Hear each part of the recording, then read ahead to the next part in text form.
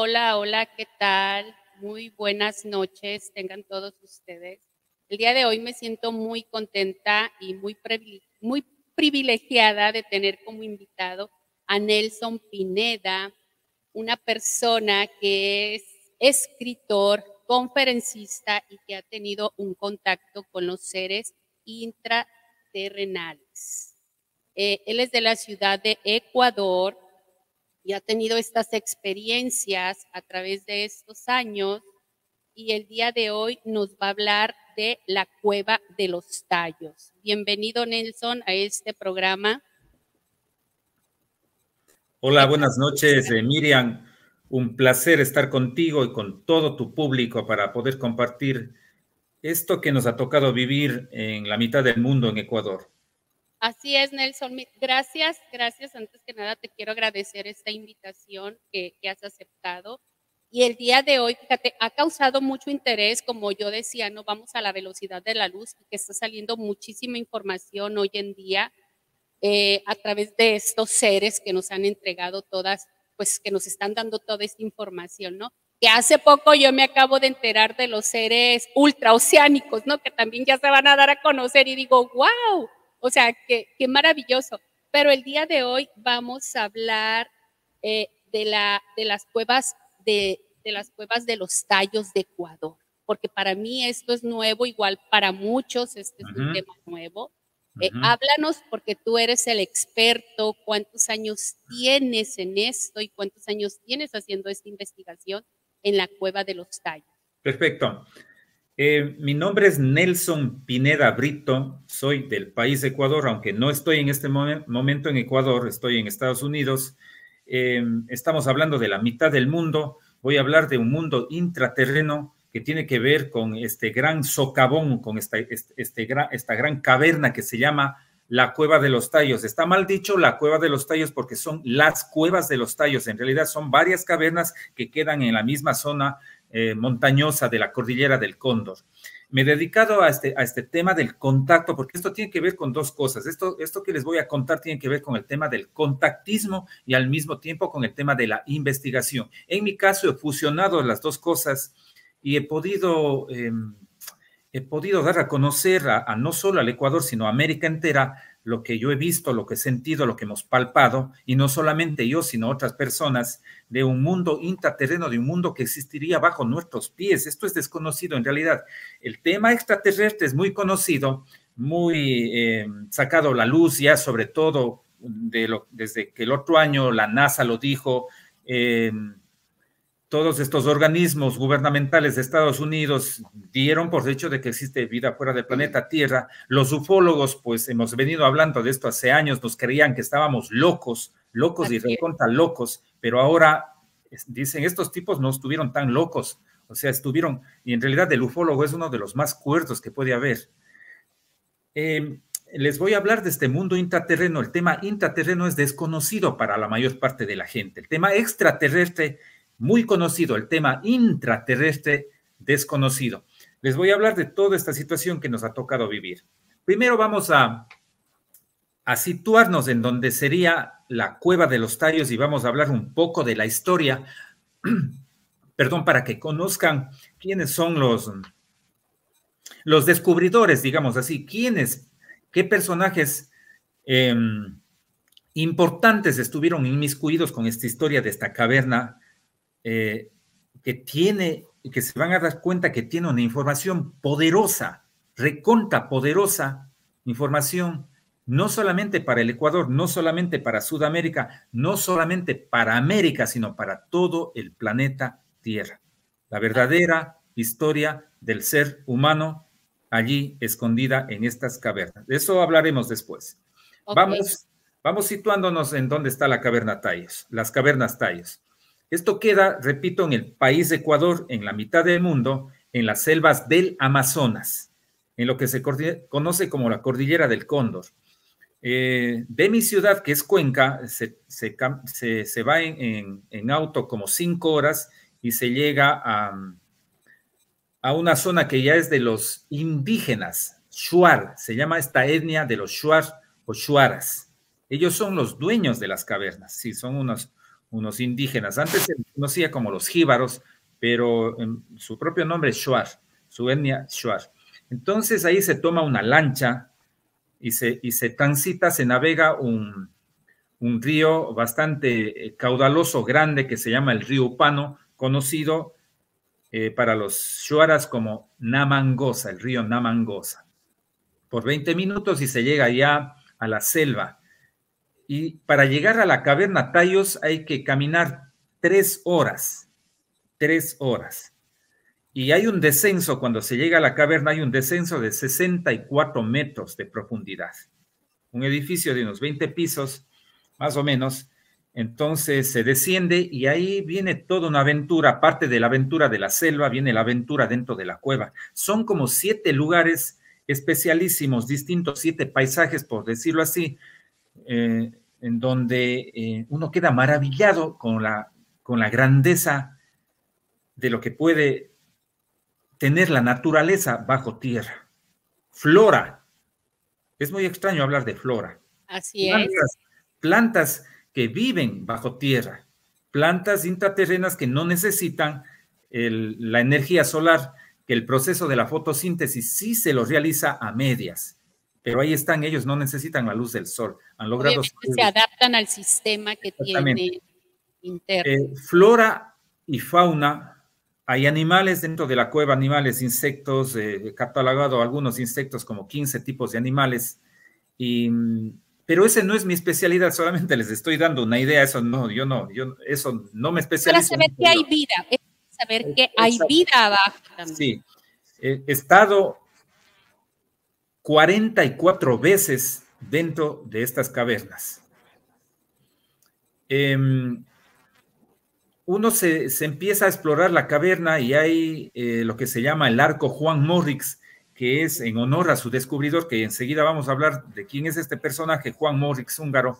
Es como una puerta. Esto es muy extraño porque es como, ni bien se camina 2 cuadras, hay este arco, esta puerta, que son 2 bases y un techo de 6 metros nada más, y después una pared gigantesca que se alza con una especie de adoquines o piedras completamente labradas, completamente rectangulares, digamos así, puestas milimétricamente una encima del otro.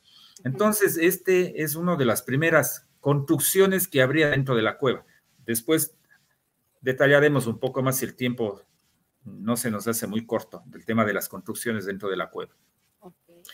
Se transita más y hay las galerías, los túneles no son pequeños, no son túneles gigantescos. Háganse la idea que el alto, el techo puede tener como 90 metros de alto de techo y 60 metros de ancho, ¿sí? Entonces, son túneles gigantescos que hay unas bifurcaciones de túneles, van por un lado, toman hacia la izquierda, hacia la derecha, y inclusive hay la zona de estalactitas y estalagmitas, que son formaciones de rocas que se forman por un fenómeno de goteo, de gota en gota, por el paso de millones de años, más el calcio que existiría en la cueva, más las sales y minerales, se forman unas construcciones gigantescas de estalactitas y estalagmitas que se asemejan mucho a cemento, así es la estructura, o sea, dura. Hay un riachuelo interno, hay agua dentro de la cueva, hay manantiales pequeños en donde uno puede bañarse, y hay el último de los lugares en donde se transita, se llama el anfiteatro, que es justamente como un teatro, como que si fueran graderíos en semicírculo, pero esos graderíos no son construidos, esos son naturales. Eso es gracias a un fenómeno que se llama diastrofismo, y está bajando el agua y el agua corroe la roca y hace como unos graderíos. Son lugares impresionantes, lugares hermosísimos. Esa es la ubicación de la cueva de los Tayos. ¿Por qué se llama Tayos? Es gracias a un ave, que es una especie de pollo, sí, pero tiene unas plumas bastante singulares de color café, un pico curvo, unas patas como de águila. Esta ave también es nombrada en Egipto y se llama Turul, muy extraño, y justamente significa mensajero de los dioses. Esta ave que es nombrada en papiros de Egipto. y en otras partes también es un ave simbólica, un ave muy extraña. Tayos, las aves tayos, por eso se llama la cueva de los tayos. Bueno, pues nada es casualidad. Mira, el mensaje, el significado del nombre de esta ave, ¿no? Y quiénes son los que nos dan el mensaje a nosotros. Entonces, nada es casualidad. Por supuesto. De hecho, yo siempre hago la pregunta y me hago la pregunta, aunque ya he investigado y sé por qué, ¿qué tiene que ver el Ecuador con Hungría? Porque vamos a hablar de Juan Morix, húngaro. ¿Qué tiene que ver el Ecuador con Egipto? ¿Qué tiene que ver el Ecuador con Sumeria? ¿Qué tiene que ver el Ecuador con otras partes tan lejanas del planeta Tierra? ¿O no tiene nada que ver el Ecuador? ¿O es solo coincidencia de cosas que se encontraron en la caverna Tayos? ¿O sí tiene una relación estrecha, muy estrecha, Ecuador, con todos estos lugares que inclusive ya han desaparecido de la faz de la Tierra? Pero Yo bueno, creo que tiene una relación muy estrecha con todos estos puntos, ¿no? Porque nada es casualidad y todos estamos unidos con el todo, ¿no? De todo a todo. así es. Bien, vamos con la historia de la cueva. El Bien. señor Juan Morix Llanos, húngaro, vino al Ecuador, y digo vino porque estoy pensando que estoy en Ecuador, pero no estoy en Ecuador. Y voy a decir como que si estuviera en Ecuador. Vino a Ecuador y en 1962, y él andaba buscando una cosa aparentemente loca, descabellada, era el verdadero origen del ser humano en el planeta Tierra. Eso andaba buscando este tipo. Era un experto en muchas ramas, era un espeleólogo, el hombre que baja a las cavernas, lo que hago yo y investiga las cavernas, bueno, tenía mucha sabiduría y también era lingüista. Este sabía todo tipo de lenguas arcaicas, lenguas muertas que se llama, y tenía un conocimiento amplísimo de eso, ¿no? Cuando él se va al Ecuador, se dirige justamente a las selvas del Amazonas y se contacta con los jefes de las tribus de los indígenas Shuar y se topa con su primera sorpresa, que es escucharles hablar un idioma, que es el idioma Shuar, idéntico al magiar antiguo. Idioma que ni siquiera ya los húngaros, este es de Hungría, el magiar antiguo, ni siquiera los húngaros ya lo hablaban, porque es que era una lengua muy antigua, pero como él lo dominaba, dice, ¿cómo es posible que estos indígenas hablen una lengua tan parecida al magiar antiguo? Y se le hace fácil la comunicación con ellos y le llevan un día a que conozca una de las cavernas.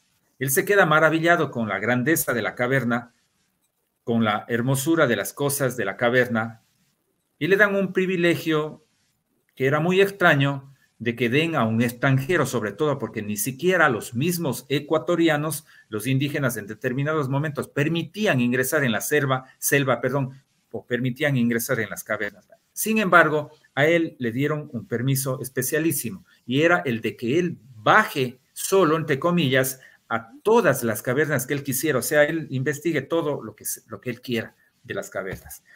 Así fue.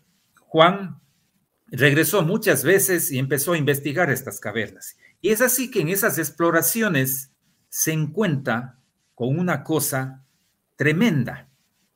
Se encuentra con lo que él denomina la biblioteca metálica. ¿Qué sería la biblioteca metálica?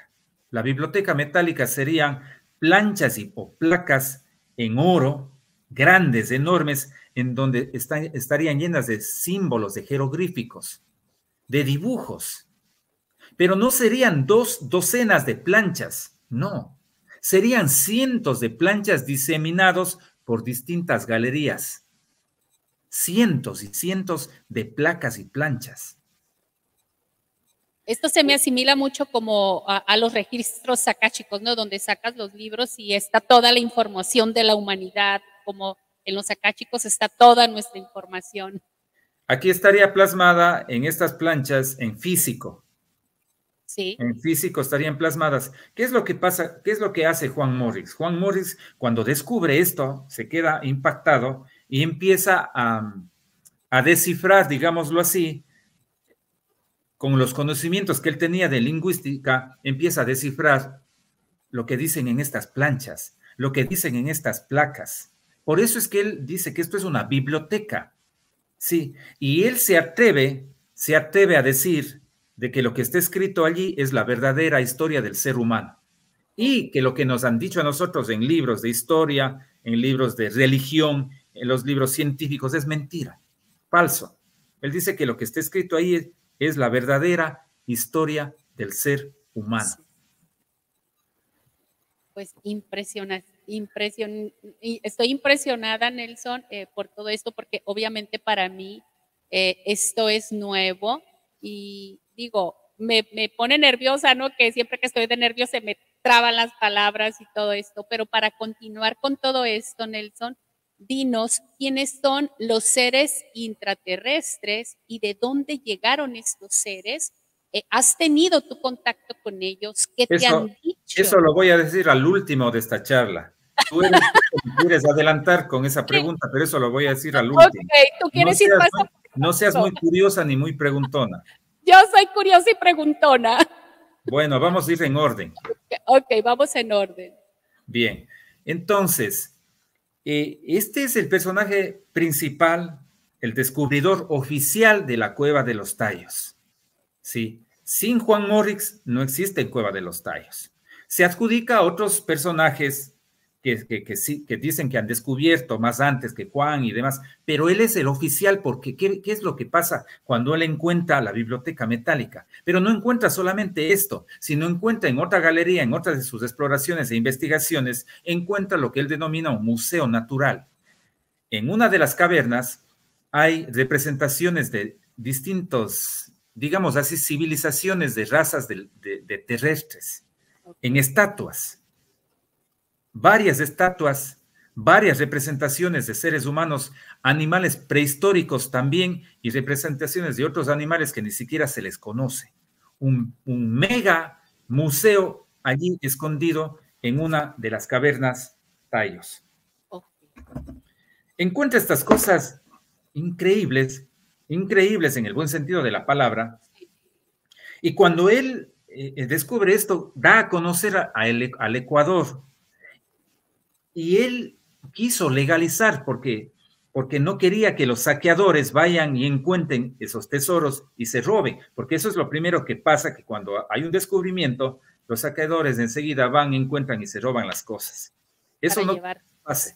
Por supuesto, eso no quería que pase Juan, y lo legaliza y busca a un abogado y encuentra al abogado más idóneo, que sería el doctor Gerardo Peña Mateus, ecuatoriano, que vivía en la ciudad de Guayaquil. Ya murió hace 1 año y medio más o menos, lastimosamente. Yo tuve el honor de conocerle, de dialogar con él, de ver su libro también, en donde habla de las cosas de Juan Morrix. Todo un personaje. Este es el encargado de legalizar todo lo que iba descubriendo Juan, y está legalizado todos estos descubrimientos. Estos documentos reposan en una de las notarías allí en Guayaquil. Ahí asoma después otros personajes nada positivos, otros personajes que sería, por ejemplo, este tipo famosísimo que todavía vive, que se llama Erich von Däniken, el famoso escritor del Oro de los Dioses.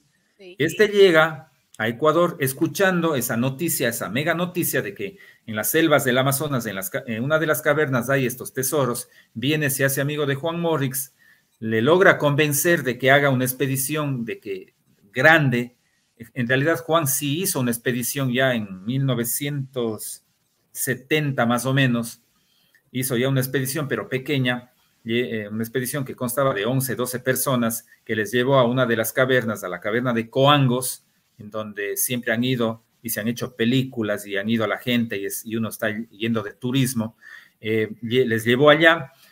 Pero él quería hacer un equipo grande, una expedición enorme. Él quería llevarles para que conozca la gente la biblioteca metálica, para que conozcan las personas del Museo Natural. Erich von Däniken logra convencer y le dice, ¿qué le parece, Juan? O sea, ¿por qué no hace? Juan dice, no hago porque no tengo dinero. Se necesita bastante dinero. Ninguno de los organismos, tanto del gobierno como de los entes privados, quisieron apoyarle nunca a Juan. Nunca le apoyaron. Así es que él necesitaba dinero. Él dice, yo le consigo dinero, dice Erich von Däniken. ¿Qué le parece si hacemos un trato? Usted me da unas pocas fotos, me cuenta todo lo que ha visto dentro de las cuevas, todo absolutamente a detalle. Yo voy anotando, doy unas charlas allá, unas conferencias en mi país y me regreso después de un tiempo con el dinero. Y Juan cae en esa trampa. Así es que le dio esa información, le dio solo 2 o 3 fotos nada más. Y después de un tiempo, ese tipo se perdió, ya no asomó más, pero después de un tiempo asoma escrito el famoso libro El oro de los dioses, en donde estaría él contando, Erich von Däniken contando que él ha entrado en la cueva, que él ha visto el Museo Natural, que él ha visto la biblioteca metálica. Eso es falso, eso es mentira. El tipo fue un plagiador, fue un ladrón. Eso es lo que fue Erich von Däniken. Sí. Entonces, así hubieron personajes que le quisieron timar, que le quisieron hacer daño a Juan. Después asoma ahí Stanley Hall, suizo. Este también llega al Ecuador, se hace amigo de Juan Morix, entre comillas, y le dice que ¿por qué no hace la expedición grande? Porque no tiene dinero. Yo le voy a conseguir dinero, dice Stanley Hall, de la realeza. Queremos llevarle a usted, queremos pagarle muy bien, pero queremos que sea el guía. El simple guía. No acepta, Juan no aceptó esto, por supuesto que no. Él lo que quería es ser el jefe de la expedición. Si es que se daba esta situación, este equipo de gente en donde querían que vengan los científicos, biólogos, geólogos, espeleólogos, él quería ser el jefe de la expedición, como era lo lógico, lo correcto, lo normal. Sí, pero porque era conocedor. Por supuesto, no un simple guía. Entonces, se enemistaron con Stanley Hall, no llegaron a ningún acuerdo y estos tipos se fueron a su país. Después de unos años regresan y hacen un convenio con el ejército ecuatoriano, un convenio con el gobierno. Y viene este mega equipo de gente del extranjero. Llegan al Ecuador, justamente biólogos, espeleólogos, todo un equipo de gente entendida, gastándose millonadas de dinero, encabezados por Stanley Hall, y también viene el señor Neil Armstrong. Okay. Al Ecuador llegó Neil Armstrong, y aquí vienen las cosas extrañas. Sí. La expedición británico-ecuatoriana, así se denominaba, estuvo 5 semanas dentro de la cueva. Mucho tiempo. 5 semanas, más de un mes. Neil Armstrong estuvo solamente 3 días. Todos los medios de comunicación se volcaron a la selva del Amazonas. Todos los medios de comunicación, y le esperaban a él para que salga. Él sale y le hacen una entrevista y le dicen, señor Armstrong, ¿qué le parece el tema de la cueva? O sea, las vivencias que ha tenido estos 3 días. Y él dice, lo que he vivido, lo que he experimentado aquí en la cueva supera a mis vivencias que tuve en la luna. Entonces nosotros siempre nos hacemos la pregunta, ¿qué vieron? ¿Qué observó? ¿Qué pasó? Los últimos días o el último día, que ya se retiraba toda esta expedición, salen 4 baúles, 4 cajas enormes de la Cueva de los Tallos. Sellados esos baúles, sellados completamente para que nadie vea. Quienes estaban en la superficie era el ejército del Ecuador, los indígenas Shuar. Se forma una trifulca, una pequeña trifulca, digo yo, no, porque dice, a ver, ¿qué se están sacando de la cueva? ¿Qué está pasando allí? ¿Qué se sacan en esos baúles? No, abran. Nunca abrieron esos baúles, nunca abrieron esas cajas, pusieron en sus ganchos de los helicópteros y se fueron llevando.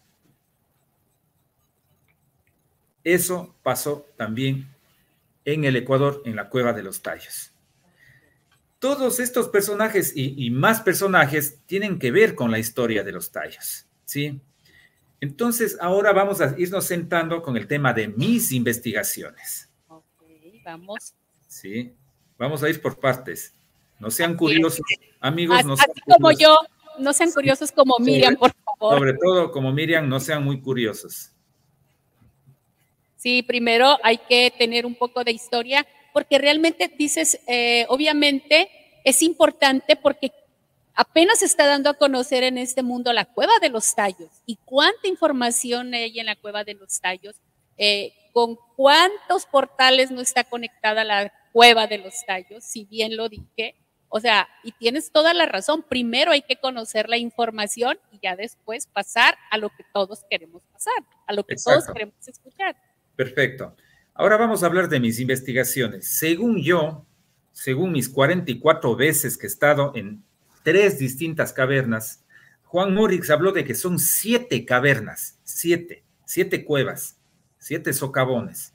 Yo he estado en 3 y uno de los que he estado es inexplorado, que recién exploramos hace 2 años. Sí, los otros son muy conocidos, se llama la caverna de Coangos, de la que estamos hablando siempre, a donde estamos llevando, al último de pronto me hago propaganda, también estamos llevando a hacer turismo, turismo ufológico, que lo llamo yo, ¿sí? A la Cueva de los Tallos. Siempre estamos llevando a personas para que tengan sus propias experiencias, para que tengan sus propias vivencias en estos lugares enigmáticos. Pero bueno, según yo, hay mano de obra en las cavernas. Mano de obra. Uno de los objetos, digamos así, que es mano de obra, es el arco Juan Morix, al cual yo me referí antes, que tiene 2 bases separadas por 6 metros y tiene esta losa, digámoslo así, como de 3 metros de alto y una pared gigantesca como de 80 metros. Adoquines enormes, piedras enormes, completamente talladas, completamente labradas. Eso para mí, perdón, es mano de obra. Sí, claro. Hay pisos, hay techos de piedras en las 2 cuevas, en la Cueva de la Unión y en la Cueva de Coangos. Hay unas megas piedras enormes que una vez ingresé yo a uno de los túneles en donde ya el turista no ingresa normalmente. Yo le pedí al guía Schwartz, porque uno siempre se ingresa con un indígena, que me lleve hacia ese túnel. Un túnel muy peligroso, muy... en donde normalmente la gente ya no entra. Entramos allí y allí logré ver unas mega piedras enormes de 6 metros como que si fueran unas bases para construir algo. De hecho, una vez vio un arquitecto estos objetos. Normalmente yo muestro en fotos y videos todo este material. Sí, esto es lo que va a pasar en la Rumorosa. Después hablaremos de eso. Ajá. En abril va a pasar esto. Voy a llevar mi material y ahí voy a mostrar a la gente. Ahí lo vamos a ver. Exactamente. Ya me metí mi imaginación ya. Tú entras a la cueva y todavía bajas. ¿Cuántos metros bajas después de que entras a la cueva? Y si es que tienes que caminar o pasar porque yo he estado en algunas cuevas de aquí de México, allá en Yucatán, bajas y todavía muchas veces tienes que nadar para salir a otros lugares. ¿Eso te pasó a ti para dar con todo esto? Esta cueva no es muy acuática, o sea, tiene humedad, tiene agua, pero no es una cueva acuática netamente, no lo es. Pero se baja a los 64 metros, se llega a la base es bien pequeña después de los 64 metros, pero después cuando se camina por las otras galerías se amplía la cueva, se hace enorme, sí, entonces, y en total se sigue descendiendo, casi no se nota el descenso ya cuando se está explorando la cueva, pero en total se desciende como 200 metros desde la superficie. 200 metros, sí, hasta que se llega al riachuelo interno y de ahí las galerías ya no descienden, sino suben. Ya las galerías empiezan a subir por otros lados. Entonces ahí encontramos estas piedras talladas, rectangulares, con ángulos, con filos. Esto no puede hacer el agua. El agua no hace eso. Sí, es imposible. Todo eso para mí son evidencias de mano de obra. Así es. He estado, como les decía, yendo como 44 veces en distintos tipos de viajes, porque hay 3 tipos de viajes para mí. Un viaje es de turismo, que es el viaje que más estamos haciendo, turismo. Sí, turismo. El otro viaje es de investigación, solo a investigar, nada más. Y el otro viaje es de contacto. Nelson, cuando tú llevas a las personas, ¿las bajas hasta estos lugares donde tú has ido? No a todos los lugares, pero al 90% de lugares sí. Ok. Hay lugares que yo he estado y los turistas no conocen, Ok. porque como que se necesita una preparación mental y física un poco más fuerte, Sí. porque son lugares en donde los techos se hacen bien pequeños y uno tiene que solamente con el dorso deslizarse y la gente a veces le puede dar miedo de eso. La Y, respiración, que sientes que te ahogas. sí, exactamente. Entonces, normalmente a los turistas no van allá, no les llevo allá, pero yo he estado en estos lugares más inaccesibles. Ok. Muy bien. Entonces, a ver, ya me perdí el hilo, en dónde estaba, ya no sé qué estaba No, diciendo. estábamos cuando bajabas a la cueva, estamos hablando de los arcos, Perfecto. todo lo que habías. Evidencias de mano de obra. Bueno, eso ya terminamos del tema de la evidencia. Ahora voy a entrar en otro tema, que es el tema del contacto, Ok. el tema esotérico, el tema misterioso. 2010, nos vamos a centrar hacia el pasado, agosto del 2010, fue la primera vez que nosotros fuimos a una de las cavernas. Pero este fue un viaje programado, pero no necesariamente por nosotros. Yo pertenecía a grupos de contacto extraterrestre, sí, desde ahí comenzó este tema. Y nosotros en la superficie, en el Ecuador, en distintos lugares, en lugares que yo los denomino lugares de poder en Ecuador, y también fuera del Ecuador, en el desierto de Chilca, en Perú, por ejemplo, y después conocí acá en Estados Unidos otros lugares de poder como Monte Shasta. Todos estos lugares para mí están conectados, sí. Oh, Habíamos tenido ya experiencias con entidades extraterrestres. Habíamos tenido una serie de experiencias, tanto como observar sus naves, muchos avistamientos, muchas veces, durante muchos años avistamientos, pero lo más contundente de este tema del contacto es los mensajes que estas entidades pueden dar al ser humano. Habíamos recibido algunos mensajes, y esto se llama mensaje psicográfico, que es un mensaje en donde emite un ser, una entidad extraterrestre, telepáticamente emitiría un contacto hacia el cerebro del receptor que sería el ser humano. Esto es telepatía. Pero también se llama psicografía cuando uno se recibe y se escribe ese mensaje. Sí, se escribe. Psicografía o escritura automática. Entonces, habíamos recibido muchos mensajes de ellos, de distinta índole, de distintos tipos, de distintas cosas de mensajes. Muchas experiencias con naves en distintas partes de Ecuador, sobre todo. Un día, alguien recibió una psicografía, un mensaje en donde se le indicaba o se nos indicaba de que un grupo de personas tendrían que viajar a las selvas del Amazonas a una de las cavernas de los Tayos.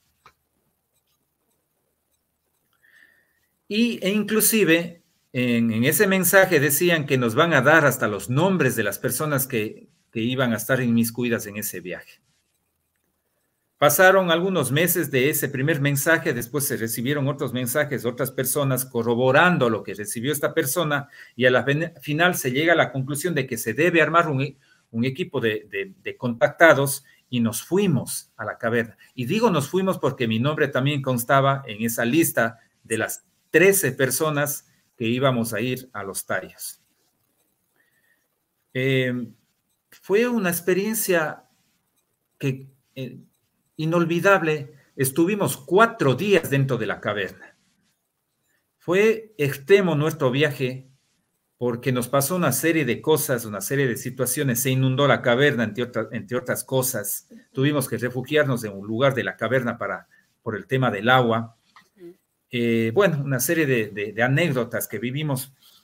Y tengo algunas experiencias contundentes que me pasaron a mí y que pasaron al resto de amigos, de compañeros de contacto.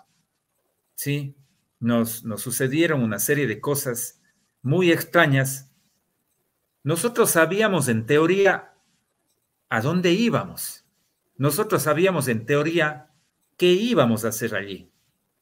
Nosotros sabíamos en teoría muchas cosas, pero en la práctica, pues nos tuvimos que encontrar con una serie de situaciones Ese viaje fue un viaje programado por ellos, por entidades extraterrestres, para que nosotros vayamos a contactarnos con seres intraterrestres. Ese era el objetivo principal de ese viaje. Entonces, acudimos a ese llamado, nos fuimos al Amazonas, ingresamos en esta otra cueva, se llama la Cueva de la Unión. Esta cueva es distinta, son 80 metros de profundidad, es una cueva gigantesca, y ahí estuvimos los 4 días. Y yo siempre cuento en mis charlas y conferencias este tema de que me pasó a mí cuando el indígena, el único indígena que fue nuestro guía, sí, bajó solo un indígena, porque normalmente bajan más indígenas dependiendo la cantidad de gente que baje a las cavernas, sí, pero solo bajó uno. Él nos contó que un tigrillo se había caído a la caverna. Un tigrillo es un gato grande, salvaje. Nos contó así en forma de chiste, digamos así, de broma. Todos hacíamos bromas. Y cuando yo estuve durmiendo ahí en el suelo de la caverna, tapado con un poncho de agua, se llama en Ecuador. En otros países creo que se le llama capa, sí, para no mojarme, porque estábamos muy cerca de la base, y se formó una catarata gigantesca de 80 metros. El agua golpeaba, el agua hacía ruidos, y para no estar mojado en las noches yo me tapaba con este poncho de aguas todo, absolutamente todo el cuerpo. Y allí, en una de estas madrugadas, yo sentí que alguna cosa, digo cosa, al principio, se subió encima del poncho de aguas. Me despertó, me asusté mucho, y lo único que logré racionalizar es de que es un animal, y que ese es el tigrillo. O sea, eso es lo que yo me dije, ¿no? Entonces, yo me asusté también por mis amigos que estaban más allá. Yo pensé que les iba a atacar este tigrillo, pero esto duró, esta experiencia duró como unos 4 minutos, algo así. Fue bastante aterrador. Después ya no sentí ningún peso, porque yo sentía las pisadas de un animal encima de mí que caminaba lentamente. Así yo sentí durante esos 4 minutos. Después ya no sentí nada, hasta que se me pase un poco el temor. Me destapé y les dije: oigan, algo me pasó, yo sentí que un animal estaba caminando encima de mí. Mis amigos se despertaron, buscamos evidencias, buscamos huellas, y no encontramos ninguna evidencia, ninguna huella, nada que esté ahí encima del poncho de aguas, en el lodo, porque dormíamos ahí en el lodo. No encontramos nada. Entonces ya sencillamente mis amigos me convencieron de que lo que había tenido es una pesadilla. Sí. Por muy bromista con el amigo tigrillo. Así es. Entonces, otro día pasó algo muy extraño que yo siempre lo relaciono con lo que yo viví. El indígena Shuar se llama Ítalo, sí, Ítalo dijo: vámonos por esta galería, por este túnel, vamos a explorar. Y solamente se fueron 4 de mis compañeros, el resto nos quedamos en otra parte de la caverna, no fuimos con él. No me acuerdo exactamente por qué no fui yo. Pero bueno, se fueron ellos, y resulta que iban caminando y de pronto encuentran las pisadas frescas de un animal, que recién había pasado por ahí un animal. Y el Shuara dice: este es el tigrillo. Aquí dentro no hay más, no hay ningún otro animal, es el tigrillo. Entonces van siguiendo estas pisadas, porque se despiertan los instintos de cazador que tienen todos los Shuaras. Dicen: vamos a cazarle a este tigrillo. Pero ¿qué es lo que sucede? Que estas pisadas en un determinado momento se termina, y asoma una pisada de una persona, entre comillas, una pisada enorme, enorme. De esto tenemos evidencias, tenemos fotos de esto que les estoy contando, pero no es solamente una pisada, son varias pisadas. Todos se quedan impactados, mis compañeros, y el mismo Shuar se queda impactado y dice: ¿qué pasó? ¿Por qué? ¿Qué sucede? Y él se da una explicación, el Shuara se da una explicación y dice: pues es Arutam. Arutam. Arutam sería el dios para los indígenas, el dios, ¿sí? Pero es un dios bastante especial, porque ellos cuentan en sus leyendas que Arutam se puede transformar de una planta a un animal, de un animal a un ser humano. de un ser humano a una piedra, Aruta.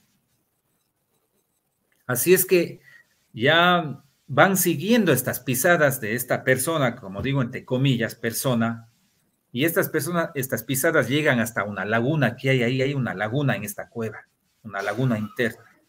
Y ahí terminaron las pisadas. Y extrañamente fue en ese lugar en donde se hizo el trabajo más contundente, especial, la última noche que estuvimos ahí en la caverna. Eso me pasó a mí con el tema del tigrillo. Yo siempre me quedé pensando, entonces, lo que yo viví no fue un sueño, no fue una pesadilla. Siempre me preguntaba.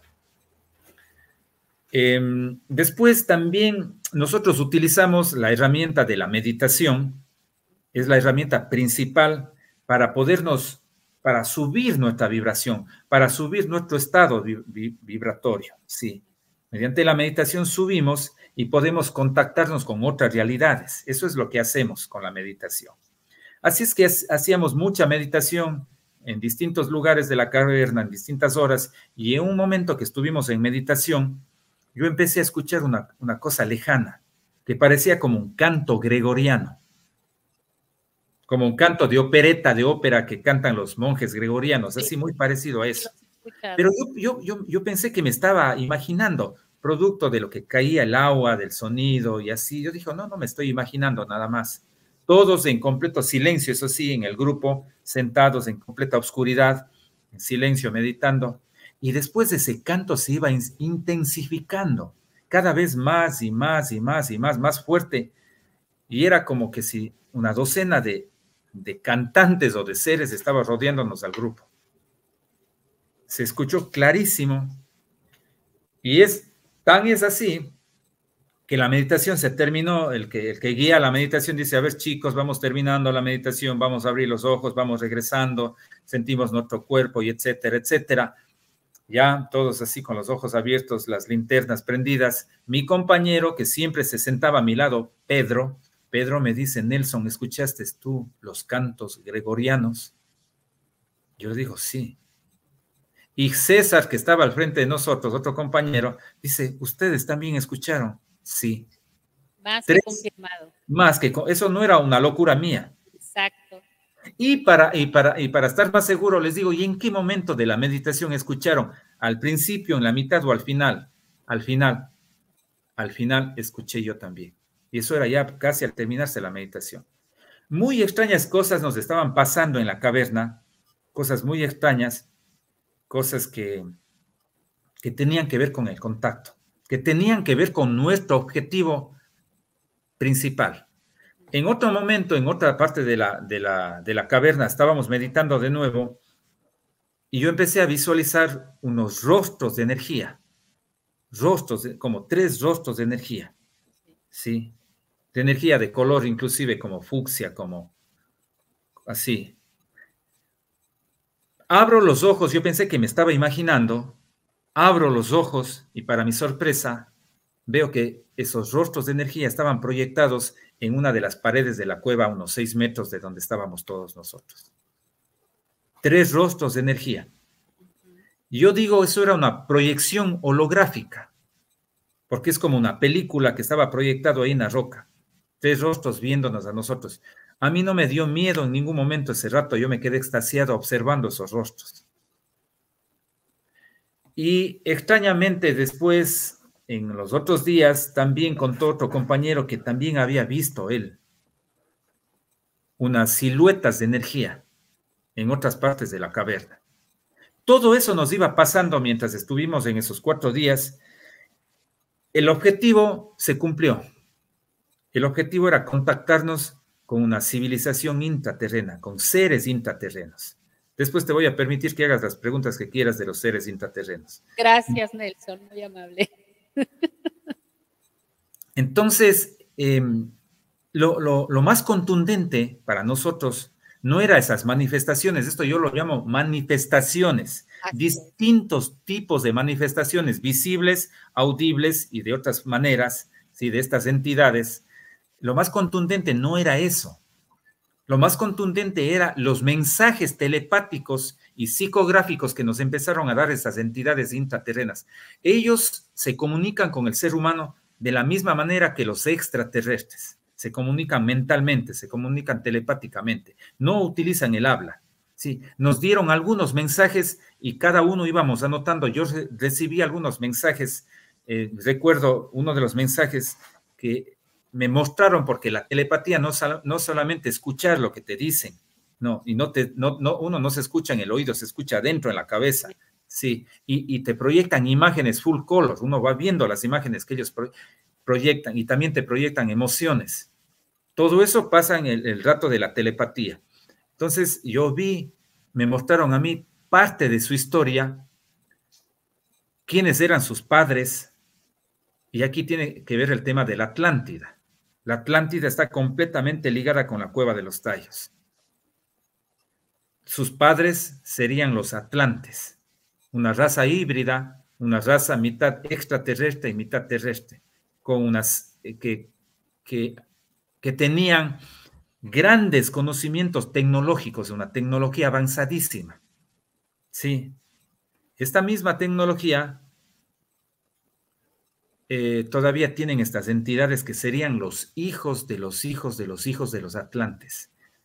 Ya no son necesariamente atlantes, sino se hacen llamar neoatlantes porque han pasado muchas generaciones desde hace 12.500 años en donde la Atlántida existió. Esto ya los científicos lo corroboran, lo dicen, están segurísimos que existió la Atlántida, que hay vestigios de eso, pero en realidad la Atlántida existió, los atlantes existieron. Todo este tema de estas entidades que todavía viven y no necesariamente viven en las cavernas, serían estas entidades, estas civilizaciones intraterrenas.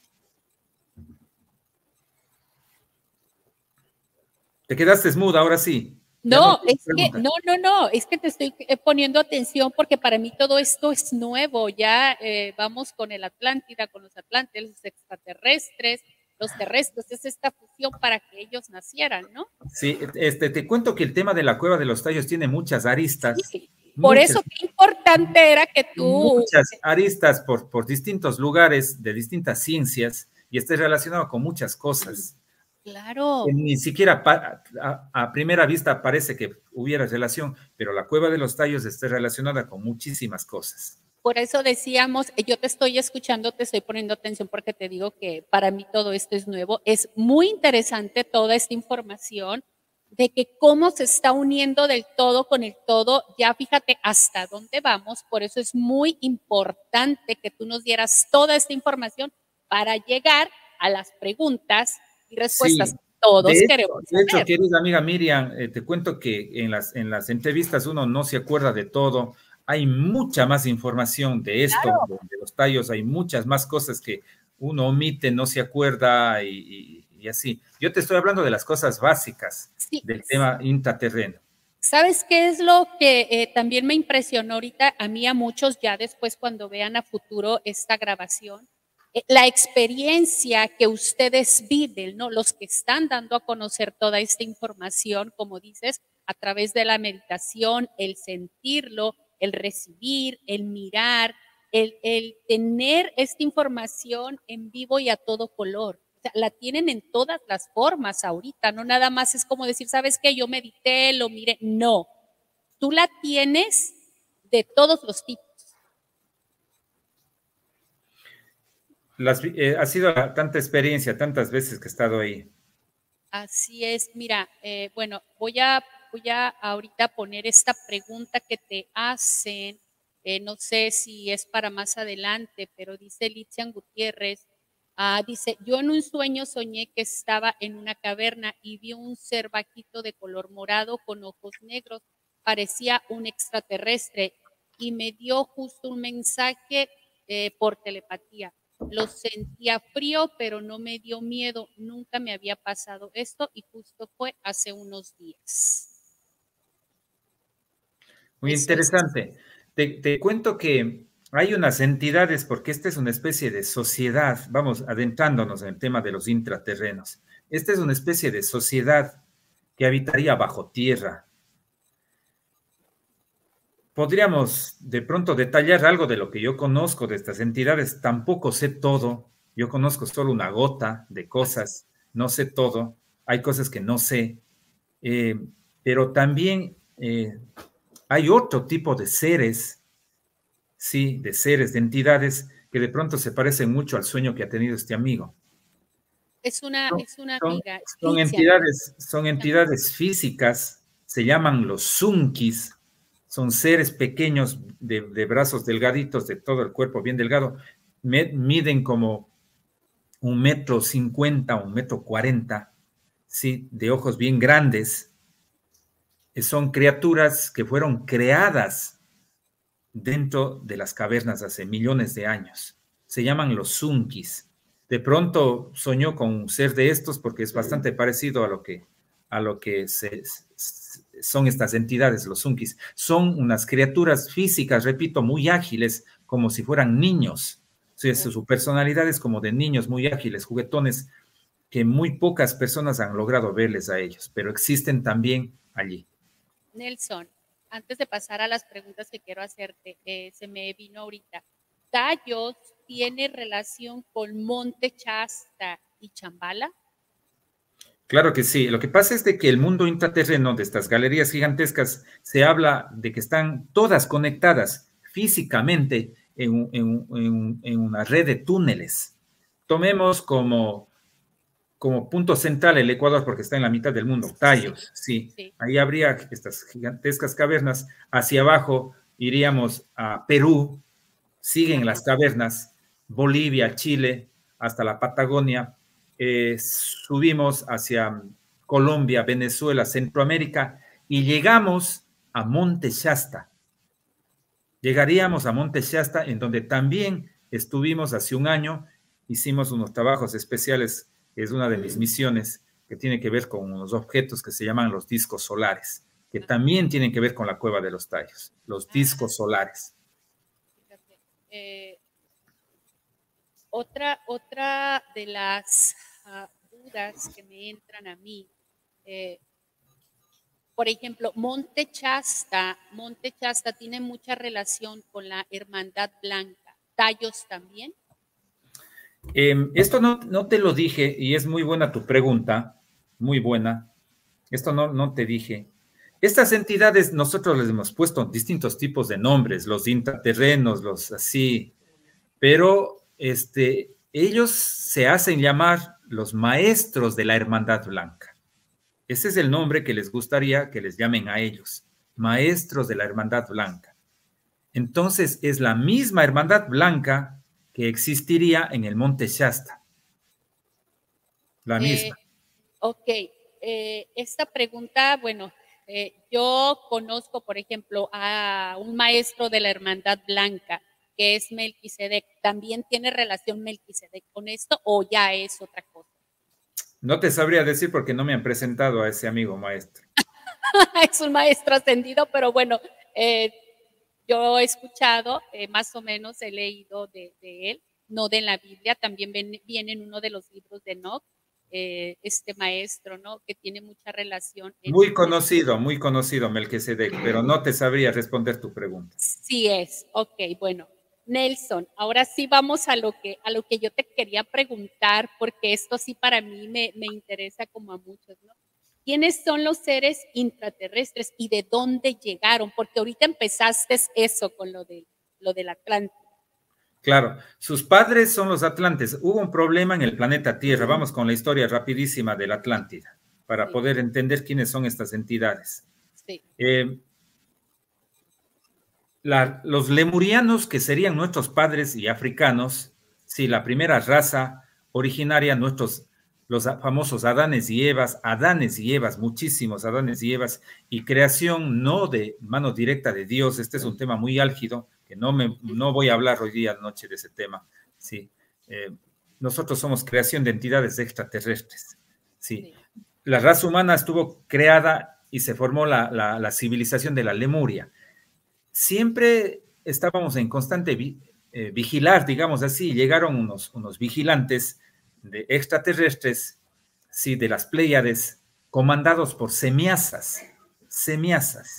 Esto está en la Biblia, está en el libro de Enoch, si no me equivoco. Sí. Entonces, estas entidades llegan a supervisar, a chequear, a ver cómo se estaba dando el proceso de los seres humanos en el planeta Tierra, pero se les estaba prohibido cruzarse o tener relaciones con los seres terrestres. Prohibido. Haciendo caso de esa omisión, de esa prohibición, sí, no hicieron caso. Esto, vuelvo y repito, esto está en la Biblia, pueden chequear en la Biblia. Sí, se cruzan estas entidades extraterrestres, estos cosmonautas pleiadinos, y fruto de ese cruce salen los atlantes.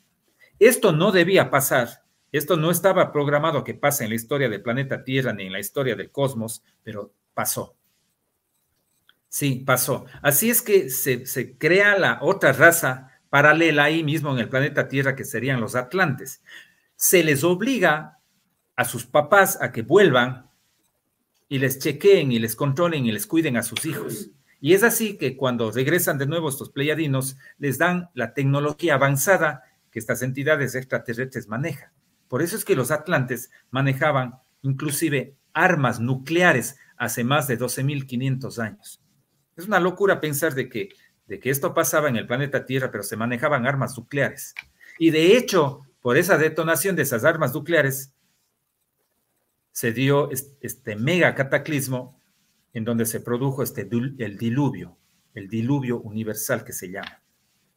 Entonces, es una historia enorme del tema de la Atlántida, sí, es una historia enorme, pero como para poder entender, pasó esto, se detonaron estas armas, se produjo este mega cataclismo y unos atlantes con la tecnología que tuvieron en ese entonces salieron del planeta Tierra, escaparon.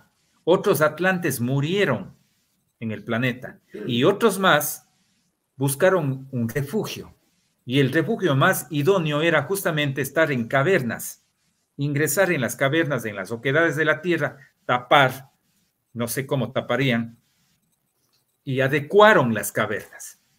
Adecúan ellos las cavernas con la tecnología que tenían. Han pasado miles de años desde eso, por eso es que estas entidades ya no serían los atlantes puros, sí, sino serían neoatlantes. Por eso se hacen llamar también maestros de la Hermandad Blanca, porque aprendiendo de los errores de sus padres, porque hubo muchos problemas, los atlantes, una parte de ellas se fraccionó, se convirtió hubo una parte negativa y una parte positiva de la Atlántida. Entonces hubieron guerras, hubieron conflictos. Aprendiendo de sus padres, se volvieron entidades sabias. Por eso se hacen llamar maestros de la Hermandad Blanca. Así es. Nelson, ante nosotros, estos seres, ¿cómo se manifiestan? Siento yo que este año se van a manifestar ante más personas y ante más seres y van a entregar más información, ¿no? Qué afortunado fuiste tú de ser de los primeros, pero ante nosotros, ¿cómo se manifiestan? No sé con exactitud, pero lo que sí te digo es de que estas mismas entidades intraterrenas han dicho que por el momento los contactados seríamos un puente de contacto entre ellos, ser humano, para nosotros dar a conocer a las masas, a las personas. Mira, esto es interesante, esto que tú me dices, y te voy a mencionar algo más. Estas entidades, hace años atrás, pongo un número, 10 años, 15 años, 20 años atrás, se mantenían en un perfil bajo. Sí. No se querían dar a conocer, pero estos últimos años ellos se han manifestado, sí, se han manifestado para que la gente les conozca, porque dicen que el ser humano ya está preparado para que sepan de la existencia de ellos, para que sepamos que son nuestros medio hermanos, para que sepamos que ellos son custodios y guardianes de la información que existiría en el planeta Tierra, de la información que tiene que ver con nosotros sobre todo, con nuestra verdadera historia. Entonces, cada vez más se van manifestando. No sé de qué otras formas se manifestarán, pero en algún momento nos han dicho, ellos saldrán físicamente todos y habrá un gran encuentro entre los intraterrenos o los maestros de la Hermandad Blanca y el ser humano, con todos. Nelson, el mensaje que ellos nos vienen a enseñar, a entregar, es el mismo que los extraterrestres, de estar despertando, de estar avanzando, de estar uniendo nosotros, los seres humanos. Sí, es un mensaje bastante parecido. Lo que pasa es de que esto tampoco se sabe. Los extraterrestres, los guías extraterrestres con los cuales nosotros nos contactamos, tienen una estrecha relación con la Hermandad Blanca. Es más, trabajan iguales, hacen trabajos conjuntos. Es más, te pongo un ejemplo. En el Ecuador, en una reunión acuífera de 250 lagunas, en una de las lagunas más grandes, de los lagos más grandes, hay una base compartida, y trabajan entidades extraterrestres e intraterrestres, todos ahí en esa misma base. El mensaje es muy parecido, y lo que nos hablan siempre es de que el ser humano tiene que cuidar al planeta Tierra. Se me ocurre ahorita entre tantos mensajes, hay muchos mensajes, sí, que tiene que cuidar al planeta Tierra, que está descuidado, y que tienen que cuidarle, y que hay que poner más empeño en todas las cosas en el planeta Tierra, y que hemos evolucionado, o sea, estamos en un grado de evolución y hemos dado pasos grandes. Nos falta todavía, pero estamos ya en una etapa álgida. Estamos en un lugar muy álgido, en una etapa álgida, en donde se están construyendo nuevas cosas. El ser humano está construyendo, ¿cómo te digo?, una nueva visión, una nueva espiritualidad que antes no había. Ahora se está gestando esto en el planeta Tierra. Eso nos dicen ellos. Así es, Nelson. En alguno de los contactos que tú has tenido con ellos, ¿te han entregado algún mensaje así que tú dijeras, sabes qué, yo lo quiero compartir con la humanidad ahorita, o yo lo plasmé, yo lo hablé en una conferencia, lo dije? ¿Hay un mensaje que te hayan dado directamente a ti para que tú lo transmitas? Bueno, los mensajes son universales, ¿no? Los mensajes no son solamente para mí. Sí. Pero yo ando en una misión, esto de pronto ya no tiene que ver mucho con el tema. Ando en una misión desde el otro año que se llama la activación de los discos solares. Claro que tiene que ver con el tema y con todo. Entonces, en esta misión ando yo, y estas entidades intraterrenas son los que custodian, es otro de los objetivos, porque tienen algunos objetivos, sí. Ellos custodian estas máquinas, y digo máquinas porque no es una sola máquina, son los discos solares, y una de estas máquinas está en la cueva de los Tallos, sí, y ellos me han dicho, a mí me dijeron que si se acepta una misión, y la misión es activar estas máquinas. Estas máquinas fueron construidas por los lemurianos hace millones de años, hace miles de años, y fueron hechas de tal forma que nadie puede activar, que nadie puede detonar, digamos así, sí, que nadie puede manipular, solamente pueden ser activadas ni por extraterrestres ni por intraterrestres, sino solamente por seres humanos. En esta misión estamos andando y fuimos al Monte Shasta, fuimos después al Valle de las Siete Luminarias en México y fuimos al lago Titicaca en Bolivia. Y ahora vamos a ir a las selvas del Paititi en el Perú. Para obtener esta información. Oye, pues qué interesante. Espero que en un futuro, ya cuando estés más avanzado, vengas y nos hables de esos discos solares. Encantado, por supuesto. Oye, claro que pues sí, con mucho gusto. Tienes más información, obviamente el tiempo es muy limitado, es muy corto, pero yo sé que este año te vas a dar a conocer, vas a hablar más de todos estos temas, porque de eso se trata. Y este año, en abril, va a ser aquí en La Rumorosa, en Tierra de Ángeles, va a estar Nelson Pineda con otro grupo de personas en Tierra de Ángeles el 27 y 28, donde vas a hablar, vas a mostrar evidencia. Háblanos de lo que tú vas a hacer ahí. Y voy a estar en La Rumorosa, ahí con el amigo Dino, que es el que organiza siempre. Voy a estar por segunda vez, ha tenido la amabilidad de volverme a invitar, ¿sí? Entonces, voy a estar por segunda vez, ya estuve el otro año, es un ambiente lindísimo, aparte del compartir con todos los compañeros ufólogos y contactados. Voy a hablar justamente de la Cueva de los Tallos y las ciudades intraterrenas. Ay, qué Sí, padre. y Ahí voy a vamos estar yo. pues buenísimo, ahí nos conoceremos en persona. Sí. Voy a mostrar mi material de fotos, de videos de estas entidades, de las manifestaciones que han tenido estas entidades y más información, una información más ampliada en fotos y videos. Y voy a llevar mis libros también para que la gente adquiera los que necesita. Ahorita vamos a hablar de tus libros porque mira, aquí hay una persona, se llama Eric Saldaña, es de la Ciudad de México y él te hace una pregunta referente a los discos solares. Dice, ¿son 13 discos solares que están relacionados con las 13 calaveras del cristal? No me han presentado a esas señoras tampoco, no sé si estarán relacionadas con ellas. Ok, bueno. Bueno, yo tampoco, para mí esta pregunta es nueva, realmente es nueva, pero ahí está tu respuesta, Eric. Nelson, háblanos de tus 2 libros que has escrito.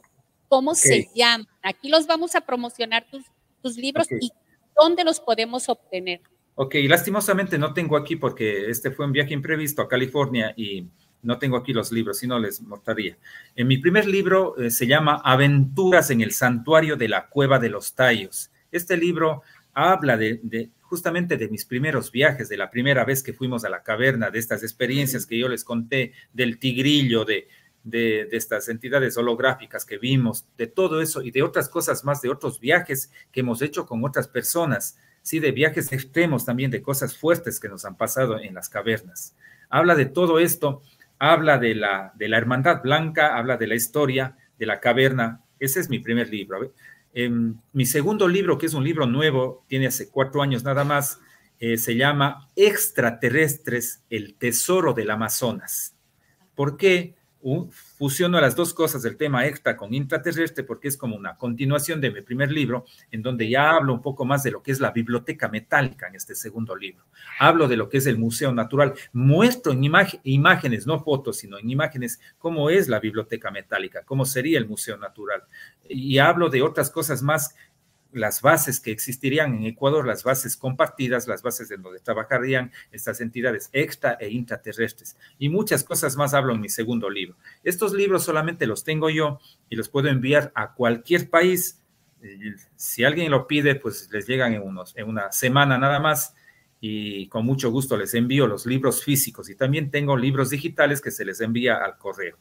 Ok, ¿te pueden contactar a través de tus redes sociales? Sí.